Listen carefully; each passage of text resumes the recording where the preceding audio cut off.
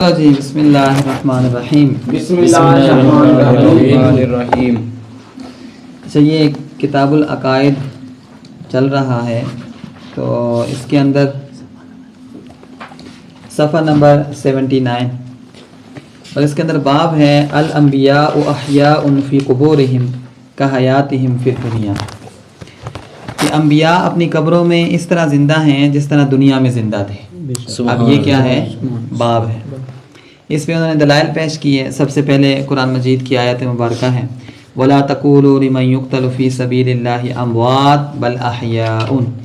سورہ بقرہ آیت نمبر 154 کہ اللہ تعالیٰ نے ارشاد فرمایا کہ تم ان لوگوں کو جو اللہ کی راہ میں قتل کر دیے گئے ہیں، اللہ کی راہ میں جن کو شہید کر دیا گیا ہے، ان کو مردہ مت کہو بلکہ وہ کیا ہیں؟ زندہ ہیں. اب یہ ایک عام لوگوں کی بات ہے. کن کی بات ہے؟ عام لوگوں کی. تو عام لوگوں کے حوالے سے اللہ فرماتے ہیں ان کو مردہ مت کہو. تو شہید کا مقام کم ہے اور نبی کا مقام زیادہ ہے. جب شہید اپنی قبروں میں زندہ ہیں تو نبی بدرجہ اولا زندہ ہیں. حدیث پیش کرتے ہیں. یہ حدیث جو ہے ابن ماجہ 1637، ابن ماجہ 10,085، ابو داؤد 10,047، نسائی 1374، ہاں 10 ہیں، ان 1085 اور 1047، نسائی 1374، مستدرک للحاکم 8859. تو اس کو امام حاکم رحمۃ اللہ علیہ، امام ذہبی رحمۃ اللہ علیہ نے اس حدیث کو صحیح قرار دیا. اور ملا علی قاری رحمۃ اللہ علیہ فرماتے ہیں اس حدیث کی سند جید ہے. سند جو ہوتی ہے نا، جو روایت کرنے والے بیچ میں لوگ ہوتے ہیں کہ فلاں فلاں سے روایت کیا، فلاں فلاں، اس کو سند بولتے ہیں. تو فرماتے ہیں اس کی سند بہت عمدہ ہے، یعنی پختہ سند ہے، یعنی مضبوط ہے. حدیث کیا ہے؟ عن ابی الدرداء رضی اللہ تعالی عنہ قال قال رسول اللہ صلی اللہ علیہ وسلم اکثروا الصلاۃ علی یوم الجمعۃ فإنه مشہود یشہدہ الملائکۃ وإن احدا لم يصلی علی الا عرضت علی صلاته حتى يفرغ منها. قال قلت وبعد الموت؟ قال ان الله حرم على الارض ان تأكل اجساد الانبیاء فنبی اللہ حی یرزق. رواہ ابن ماجہ وغیرہ وغیرہ. تو حضرت ابو درداء رضی اللہ تعالیٰ عنہ فرماتے ہیں رسول اللہ صلی اللہ علیہ وسلم نے ارشاد فرمایا کہ جمعہ کے دن مجھ پر کثرت سے درود پڑھا کرو. اس درود پر گواہی دی جاتی ہے، یعنی فرشتے اس کی گواہی دیتے ہیں. اور فرمایا کہ تم میں سے کوئی ایک شخص جب مجھ پر درود پڑھتا ہے تو اسی وقت مجھ پر یہ پیش ہونا شروع ہو جاتا ہے حتیٰ کہ وہ درود پڑھنے سے فارغ ہو جاتا ہے. اب یہ حضور نے کیا فرمایا کہ جیسے ہی تم میں سے درود پڑھتا ہے تو اسی وقت مجھ پر یہ پیش ہونا شروع ہو جاتا ہے.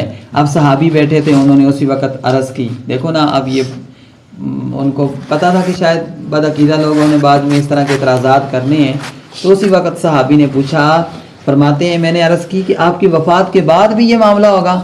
تو حضور نے کیا فرمایا؟ ان اللہ حرم، اللہ نے زمین پر حرام کر دیا کہ وہ نبیوں کے جسم کھائیں، لہٰذا اللہ کے نبی زندہ ہوتے ہیں اور انہیں رزق دیا جاتا ہے. سبحان اللہ.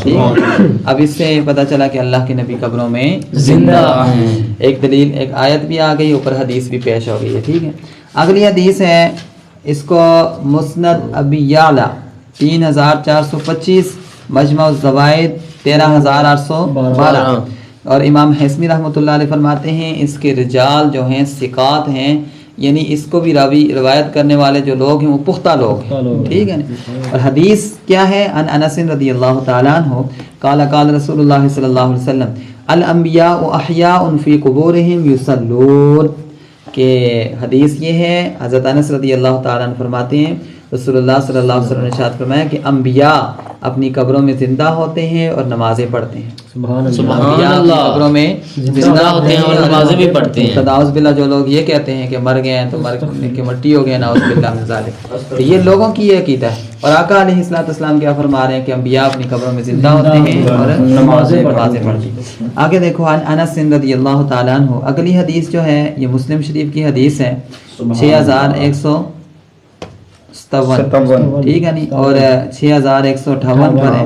اور نسائی 1631 اور موجم الاوسط للطبرانی یعنی امام طبرانی رحمۃ اللہ علیہ کی کتاب ہے، اس میں 7806، مسند ابی یعلا 3325، صحیح ابن حبان 50 نمبر حدیث، مسند احمد بن حنبل 12217، اور یہ صحیح حدیث ہے۔ حدیث کیا ہے؟ قال رسول اللہ صلی اللہ علیہ وسلم مررت علی موسیٰ وهو یصلی فی قبرہ، وفی روایت مررت علی موسیٰ لیلۃ اسری بی عند الکثیب الاحمر وهو قائم یصلی فی قبرہ۔ تو حضرت انس رضی اللہ تعالیٰ عنہ روایت فرماتے ہیں رسول اللہ صلی اللہ علیہ وسلم نے ارشاد فرمایا کہ میں موسیٰ علیہ السلام کی قبر کے پاس سے گزرا تو وہ اپنی قبر میں نماز پڑھ رہے تھے۔ تو ایک روایت میں اس طرح ہے کہ جس رات مجھے معراج کرائی گئی تو میں سرخ ٹیلے کے پاس موسیٰ علیہ السلام کی قبر پر سے گزرا تو وہ اپنی قبر میں کھڑے ہو کر نماز پڑھ رہے تھے۔ تو لہٰذا ان احادیث سے اور ان آیت سے یہ ثابت ہوا کہ اللہ کے نبی اپنی قبروں میں زندہ۔ تمام انبیاء علیہ السلام اور بالخصوص نبی پاک صلی اللہ علیہ وسلم پر قانون قدرت کے مطابق یہ ایک بار وفات کا طاری ہونا قطعی ہے، یعنی قرآن و حدیث سے ثابت ہے۔ ایک بات آپ پر جو وفات طاری ہوئی ہے، موت طاری ہوئی ہے، ایک بار موت کا طاری ہونا یہ کیا ہے؟ قطعی، اس کا کوئی انکار نہیں کرتا۔ مثال کے طور پہ مر گئے ہیں تو کوئی بندہ انکار نہیں کرتا کہ ناؤذ باللہ وہ فوت نہیں ہوئے، ایک بات وہ فوت ہو گئے ہیں، اس کے بعد کی جو زندگی ہے اس حوالے سے ہم یہ کہتے ہیں کہ اب فوت ہو گئے، اس کے بعد قبروں میں اللہ پاک نے ان کو زندگی عطا فرمائی ہوئی ہے۔ اچھا، لیکن اس کے بعد انہیں حیات عطا فرمائی گئی ہے۔ علماء اکرام نے شہداء کی حیات سے بھی انبیاء علیہ السلام کی حیات پر استدلال کیا ہے، یعنی وہ فرماتے ہیں کہ جب شہداء زندہ ہو سکتے ہیں تو اللہ کے نبی تو بدرجہ اولا پھر قبروں میں زندہ ہو سکتے ہیں، اور لہٰذا انبیاء علیہ السلام کی حیات اور مرزوقیت شہداء سے اکمل اور اقویٰ ہے۔ سمجھ آ رہی ہے نہیں کہ اگر شہداء کو رزق دیا جاتا ہے اور شہداء اپنی قبروں میں زندہ ہیں تو پھر انبیاء علیہ السلام کی مرزوقیت یعنی ان کو رزق دیا جانا اور ان کی حیات جو ہیں یہ اکمل ہے اور اقویٰ ہے۔ اور نیز اسی طرح دیکھو عام لوگوں کے لیے بھی عذاب قبر ثابت ہے، عذاب قبر اور ثواب قبر ثابت ہے کہ عام لوگوں کے حوالے سے بھی احادیث میں آتا ہے کہ ان کو قبر میں عذاب ہوگا، قبر میں تو مطلب اب یہ مردے کو تو نہیں ہوگا نا، اس کا مطلب یہ ہے کہ ان کو پہلے حیات دی جائے گی، اس کے بعد ان کو عذاب دیا جائے گا یا ثواب دیا جائے گا۔